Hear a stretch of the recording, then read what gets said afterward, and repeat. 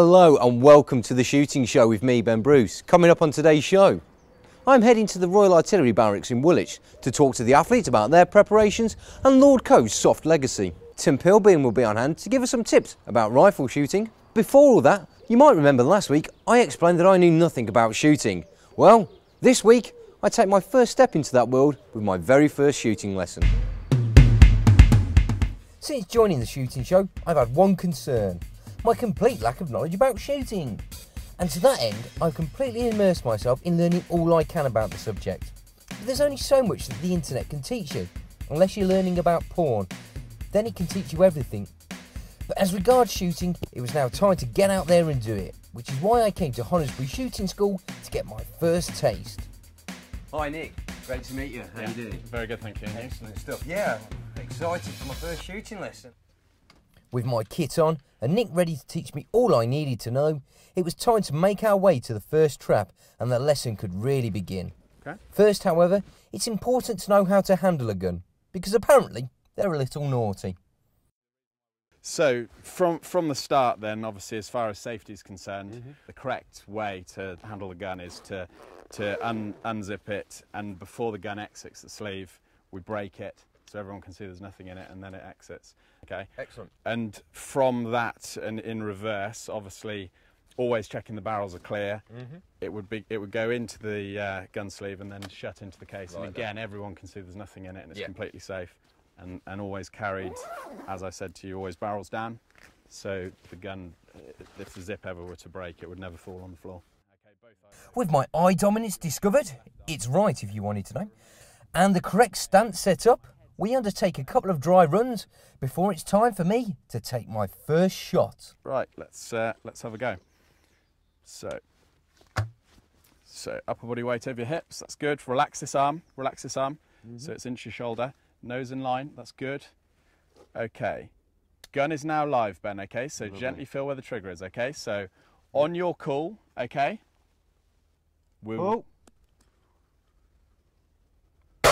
Okay, that's absolutely fine, very good.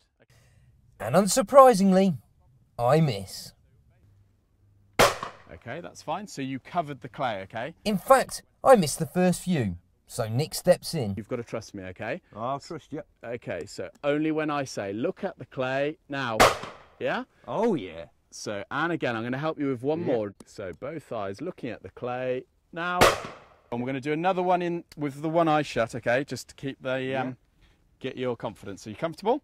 Absolutely. Okay, here we go. I want more weight on that front foot because you are still, that's good. Okay, so here we go, loads of time. With his guidance, it finally happens. I down my first clay. So, and again, upper body weight right over your hips. Okay, that's good. You comfortable? Yeah. And they keep on coming. So when it actually stalls, shoot its legs now. Perfect. There it goes. Time to mix it up. This trap we're heading to now, what sort of shot are we expecting to see here? Okay, so we're going to shoot a clay that goes away from you. So he's going to be going that way. Yeah. He's not going to get too far. Yeah. Job's a good one. Pull. Okay, that's absolutely fine. Again, I'm blighted with the same problems as with the incoming. So once more, Nick steps in to coach my technique and suggests I return to one eye, which I do. If your vision comes back to these, which the temptation is when you're new to it, you're not going to be shooting where the clay is, okay? And the symptoms of what you've just shown me are suggesting that I'm looking at that rather than the clay. Yes.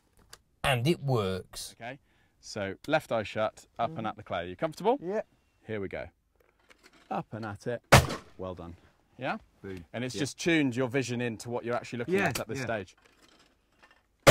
Well done. Yeah. Did that feel good? Felt much better. Let's see if we can... So leaning right forward, weight over your hips. Okay. So secretly, I open that left eye. And it still works. I think I'm beginning to get the hang of this. As well, I feel, as I'm going, I'm going to shoot that. There's no, where's this going to end up? That's dead. Yeah, no, that's good. Yeah. And have you got both eyes open, or was that with absolutely. One? Yeah, both eyes? Yeah. Brilliant, brilliant. Okay. The third trap is the rabbit, which, if you saw last week's show, you'll know offers a minor moral dilemma for me. Thankfully, these rabbits are clay and orange. And I find these targets a lot easier to hit thanks to the training I've received from Nick. Had I stuck to just one eye from the off, I'd be learning a whole new motion here. Okay. Pull. Fantastic. I just want to apologise to my girlfriend. They were clay rabbits, not real rabbits. Sorry, Tico, as well. I'm getting braver and braver now. So it's on to the crosser, the sort of image that a simple town lad like myself always sees when they think of clay shooting. To my joy, I'm pretty good at these targets too. Oh. Fantastic, fantastic. Woo, okay. Oh. Fantastic, fantastic. With my tail up following the last 2 traps, Nick suggests we take on a 5th trap, a driven. It's coming straight over your head, okay, yeah. And we've basically got to obscure the clay behind the gun when we fire. However, that said, with 2 eyes and given the height that we're shooting at, with a bit of confidence and experience, you actually see through the gun. Nick tells me that not everyone gets the chance to do a driven at first. I don't know whether to be flattered or if he just says that to everyone on the first lesson. The driven, however, is less kind. It's a real struggle for me to see round the barrel of the gun, and I'm intercepting and failing to connect with the clay. Once again, Nick steps in to save the day. So, upper body weight right forward. So be completely relaxed. Let me control the gun, okay? All you're doing is watching the clay. Here we go. Look at the clay. Now on your own. Same thing. You ready? And gently past. Fantastic. Well done. Very. I've thoroughly enjoyed my first shooting lesson. I've made massive strides and feel confident enough to have another go. That's definitely in part down to the support and coaching I've received, but one thing's for certain, I feel like a shooter now. So, shooting lesson over. We've come back to the gun room here at Honesbury. Nick's going to give me a quick debrief on how he thinks the lesson went. But first of all, let me ask you about this gun room. Quite an impressive collection of guns. Just run me through what we've got in here. Okay, so basically we've got an assortment of guns that we use for our lessons and corporate, ranging from 12 and 20 bores to 410s for youngsters, so, and also ladies, obviously. So we've got different guns catering for everyone, and then I've got a full range of new and second-hand guns which we're able to provide for every budget, and obviously we're in partnership with Gilson Sports, so if we haven't got it here, then within a day we can get it brought down. And then obviously, as far as fitting's concerned, we've got an over and under try gun and a side-by-side try gun, so we can get every gun tailored to the individual. Excellent stuff. And please tell me you didn't give me a girl's gun when I was out there. That was a bloke's gun, right? Yeah, no, excellent it was, stuff. yeah, I'll yeah, maintain some dignity there. Yeah, then. yeah. Talking about the lesson itself, how do you think that went today? How did I perform out there? Yeah, I think you should be fairly proud of what we did. We covered 5 different targets, which some people we wouldn't have even covered 5. We may have only done sort of 2 or 3. And I'd say out of all the clays we shot, you would have certainly hit between 65 and 70% of them. So I'd say, you know, very good scope for future lessons, definitely. Excellent stuff. Nick, thank you very much for your time today. Nice to meet you. And with that, my first shooting lesson is over, and now officially I am a shooter. I'm sure the development of my shooting is something we'll follow closely on this show. But now, however, it's time to cross to Sara with the news.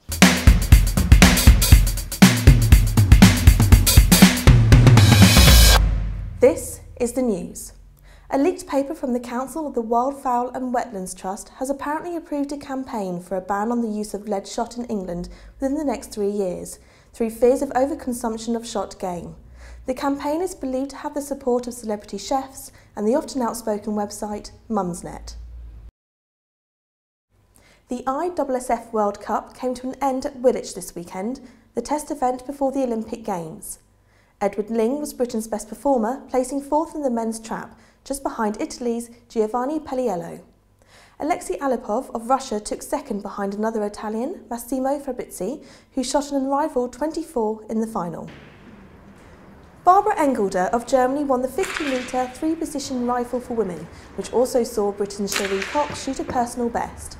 There were also victories for Japan, Russia and Belarus, while Team GB will be left looking to improve their efforts come this August. EJ Churchill played host to the British Schools and Young Shots Championship last weekend, with over 400 youngsters braving inclement conditions to shoot in the contest, which is now in its 33rd year. In the individual high gun red course, Andy Fedorovich took home the Clive Stanton Memorial Trophy after a tense 4-way shoot-off.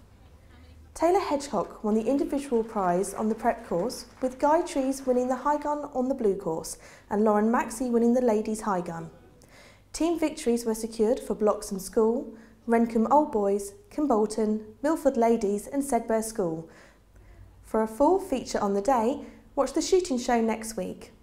I'm Sara Farman-Farmai, and that was the news. Thanks, Sara. Now, you might have heard Sara there talking about the ISSF World Cup.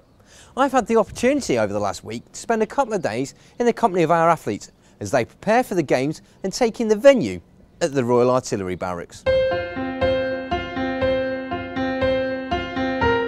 London 2012 is now just months away, and over the last 2 weeks, London has been preparing as the ISSF World Cup came to town.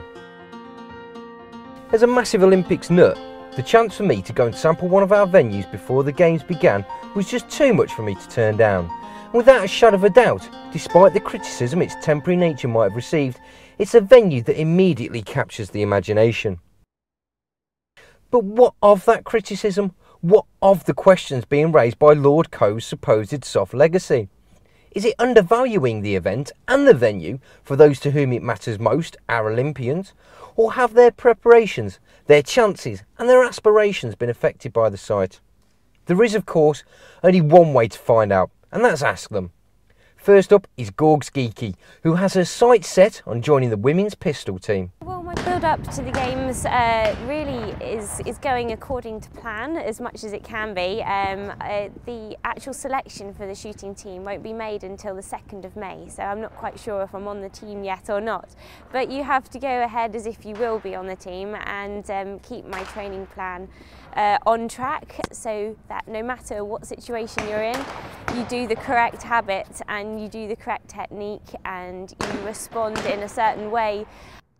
When I arrived on Tuesday, my first impression of the whole complex was along the lines of, oh my gosh, this is amazing. Yeah, the facilities are just awesome. I think the legacy that's going to come from shooting here at Woolwich, having the venue so close to the centre of the hubbub of the Olympics, is going to be fantastic, to be honest. You'll get people coming for an afternoon when they're between the swimming and the cycling, the big events, as it were. I think that is fantastic. Having, as you say, the soft legacy of the memories and getting people involved with shooting, publicising the sport itself. It's not just the temporary nature of the venue that's up for critique. The giant green netting that encircles the shotgun range has been criticised for its performance in low light. The best way to find out that impact is to ask those directly affected. So I've asked Richard Brickle, men's skeet gold medalist at the Commonwealth Games in 2010. We had an example yesterday where the light wasn't so good and it really did impact the scores. I think there was only 150 straight, which is pretty unusual at a World Cup event. So with good light, it's a lovely background, but it will certainly be a challenge. So we can only hope for a good sunlight in July, and I can see some big scores being shot. The Olympics does have a habit of producing surprises, and it's just a case of any shooter having a good day and producing a performance over 2 days. So really, if your name's on the board on the entry list before the event, you've got a good shout. There's countless number of benefits that I think Olympic medals will give us. I think it'd be a huge impact. It'd be fantastic for the sport. It'd be good for so many different factors. It'd be good for funding to produce the new stars of the future. And I think it'll just get our sport some exposure that it really needs. The ISSF event is a real chance for our athletes to push themselves to new heights with the Olympics closing in. And one athlete who did just that was Sheree Cox, who shot a personal best in the women's 50-metre rifle 3 position. I caught up with her after her qualifying round to find out how her preparation was going and what she made of the venue. So I'm here with Sheree Cox, one of our Olympic hopefuls for 2012. Sheree's been competing in the 50-metre pistol today and has set a personal best. Congratulations, Sheree. How did it go out there today? The wind's been quite rough today. The weather's been typical British weather, but if you hold on enough and you wait for the wind each time, you actually can release a good shot. So it was playing the waiting game today. Obviously, we've seen the whole gamut of British weather today. Out on the range, there's been sun, there's been rain, there's been wind. How does that all affect your shooting? The light can affect your shots. It can move the shot up or down. So the wind, you can get a pattern like that or like that. And the sunlight can, if it comes out really, really bright, shot quite often goes up, and suddenly when the light goes dim, can drop quite low. The same with the wind. If you just get it when it's flicking up, it can flick any side of the clock face, as we call it. A lot's been made of the soft legacy of this venue. Can you tell me what you think of the venue and how you feel it will play out in the future if we don't have this facility here in years to come? Yeah, hopefully it will generate a lot of interest. All the tickets have gone on sale for the public, so they can come in and see shooting from a different perspective. They can see it as a sport, the dedication and the drive that some of the shooters have. It is a shame that we don't get to keep it, but make the most of it while we've got it. It's absolutely fantastic. The range, just everything, it's really good. It really is. After 2012, what are the plans for Cherie Cox? Where does your career go from this point onward? My career I put on hold. As soon as the Olympics got announced, I said the next 4 years it will be training. I soon learnt that you cannot do shooting full time because you need funding, and I've made it work. I've got a part-time job. They let me have the time off, so it's been a long 4 years and it's coming up to the end of it. So probably for the rest of the year, I'll probably take a good couple of months off training, and so I can come back fresh and then hit it hard for Glasgow 2014 Commonwealth Games, which will be my next big target. We've talked about funding for British athletes, and many of whom work part-time jobs to support their sport. And then you look at the foreign athletes that are here today, many of whom compete on a professional basis. If we could compete on that professional basis, do you think British talent would do better in shooting, or do you think it's not about the money? We definitely come with a professional attitude and we give it everything we have. Funding would help because it would pay for training camps abroad, warm weather training camps, and buy different bits of kit, but it certainly doesn't hold us back.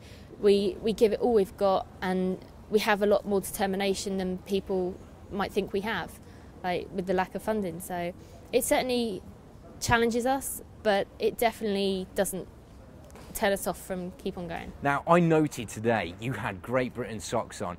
Are they a lucky omen, or is it just something that just happened by coincidence? They're not like a charm.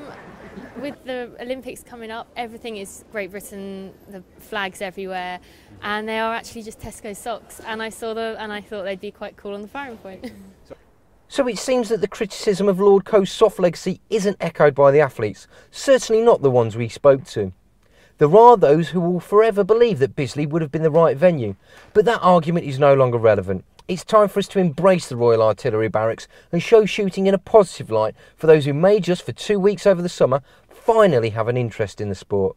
A combination of a positive attitude from all those involved and personal achievement for all our athletes is what will help shooting develop in the long run.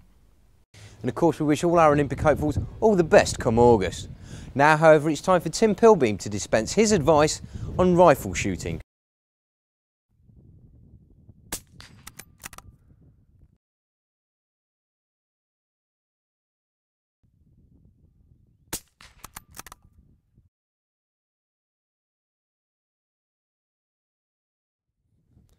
Shooting from sticks.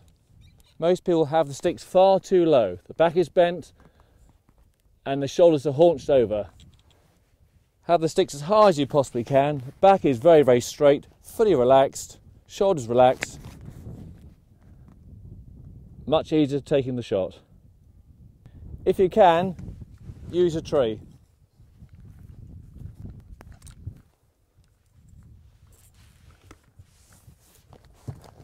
I'm fully adjusted, and now I'm so relaxed, waiting for that deer to appear.